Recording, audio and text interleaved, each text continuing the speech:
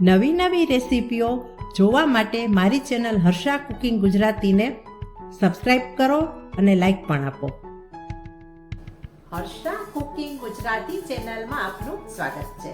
આજે આપણે બનાવીશું તરબૂચની છાલમાંથી એક નવા પ્રકારની રેસીપી. તો ચાલો બનાવીએ તરબૂચના છાલની એક રેસીપી. જુઓ, તરબૂચમાં ઉપર લીલી એકદમ જાડી છાલ હોય છે અને આ છાલ તો આપણે ફેંકી જ દેવાના હોય છે, કારણ કે આ છાલનો કોઈ ઉપયોગ હોતો નથી. પરંતુ ખાઈ લીધા પછી જે સફેદ ભાગ વધે છે તેને પણ મોટા ભાગે લોકો ફેંકી દેતા હોય છે, પણ આ સફેદ ભાગમાંથી ખૂબ સારી રેસીપીઓ બને છે. તો આજે આપણે આ સફેદ ભાગમાંથી એક રેસીપી બનાવવા જઈ રહ્યા છીએ. તેને માટે સૌથી પહેલાં આપણે આ સફેદ ભાગ હોય છે તેને આપણે ખમણી લેશું. જુઓ, તરબૂચના સફેદ ભાગમાંથી આ રીતે મેં ઝીણું ખમણ કર્યું છે. હવે આ જે ખમણમાં પાણી હોય છે તેને આપણે કાઢી નાખવાનું છે. આ રીતે નીચોવી લઈશું.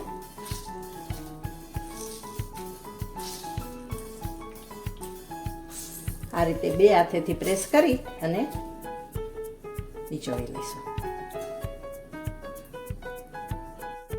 તરબૂચના ખમણમાંથી મેં આ રીતે પાણી કાઢી લીધું છે અને આ રીતે જે ખમણ છે તેને થોડું આપણે ડ્રાય કરી નાખ્યું છે. અને આ પાણીને આપણે નહીં ફેંકીએ, પણ કોઈ પણ શાક બનાવશું તો તેની ગ્રેવીમાં ઉમેરશું અથવા દાળ કઢીમાં પણ ઉમેરી શકાય છે. એક વખત તમે ટ્રાય કરજો આ રીતે ઉમેરવાની, કોઈને પણ ખ્યાલ નહીં આવે ઘરમાં, અને આ રીતે પૌષ્ટિક તત્વો પણ મળી રહે એના કારણે. હવે આપણે અત્યારે એને દૂર રાખીશું.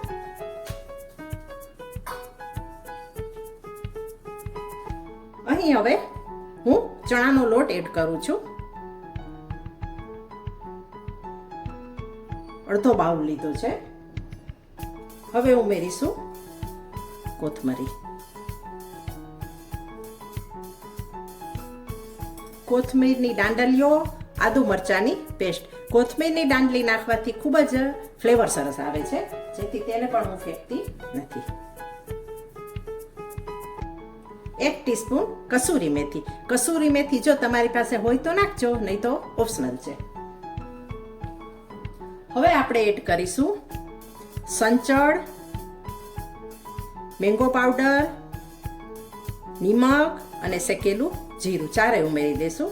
અને ડ્રાય મેંગો પાવડર જો તમારી પાસે ના હોય તો તમે લીંબુ પણ ઉમેરી શકો છો. ચારે વસ્તુને આપણે એડ કરી દેશું. ત્યાર પછી એડ કરીશું આપણે ધાણા જીરું પાવડર, ગરમ મસાલો, લાલ મરચાંની ભૂકી અને હળદર.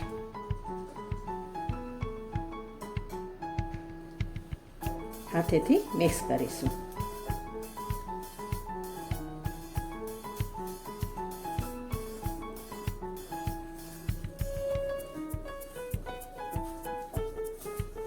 આપણે બનાવી રહ્યા છીએ તરબૂચની છાલના કોફતા. તમે પણ આ રેસીપી ટ્રાય કરજો. આ રેસીપી ચટણી સાથે, ચા સાથે અથવા મેયોનીઝ, સોસ કોઈ પણ રીતે ખાઈ શકો છો. હું આને જુદી રીતે પ્રેઝન્ટ કરવાની છું, એટલે વિડીયોને તમે છેક સુધી જરૂર જોજો.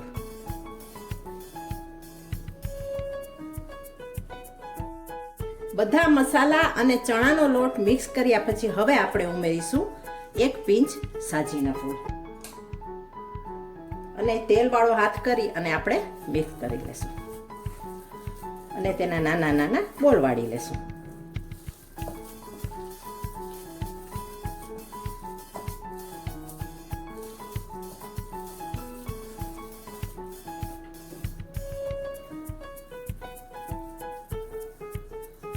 આ રીતે આપણે બોલ તૈયાર કરી લઈશું. બધા બોલ તૈયાર થઈ ગયા છે. હવે આ બોલને આપણે ચોખાના લોટમાં કોટ કરીશું.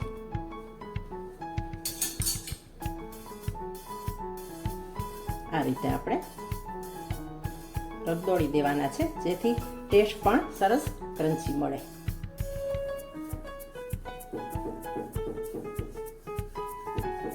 ચોખાનો લોટ તૈયાર મળે છે માર્કેટમાં. જો ન મળે તો તમે મિક્સરમાં પીસી પણ શકો છો.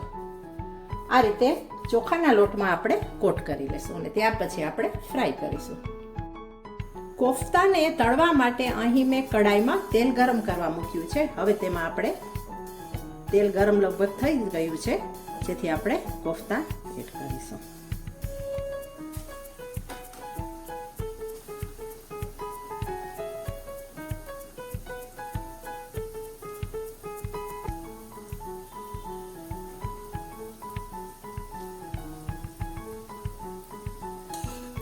ધીમો તાપ રાખ્યો છે મેં, પહેલાં ફાસ્ટ રાખ્યો હતો અને ત્યાર પછી મેં ધીમો કર્યો છે. હવે આપણે સાઈડ ચેન્જ કરીશું, જેથી બળે નહીં અને અંદરથી પણ કાચા ન રહે. જુઓ, આ રીતે બધા જ કોફતા આપણે તળી લેવાના છે.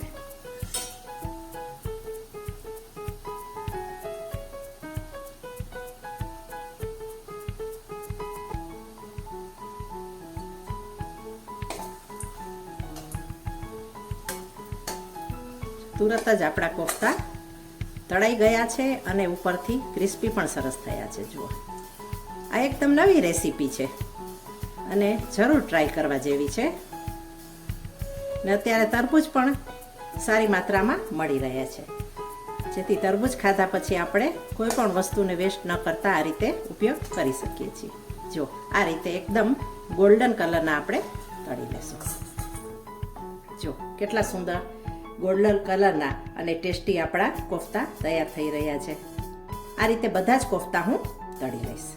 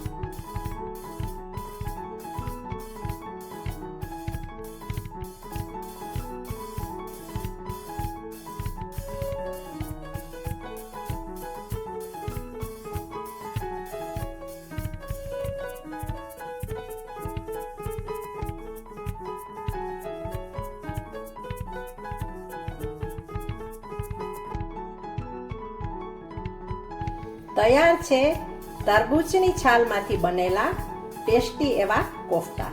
Thanks for watching.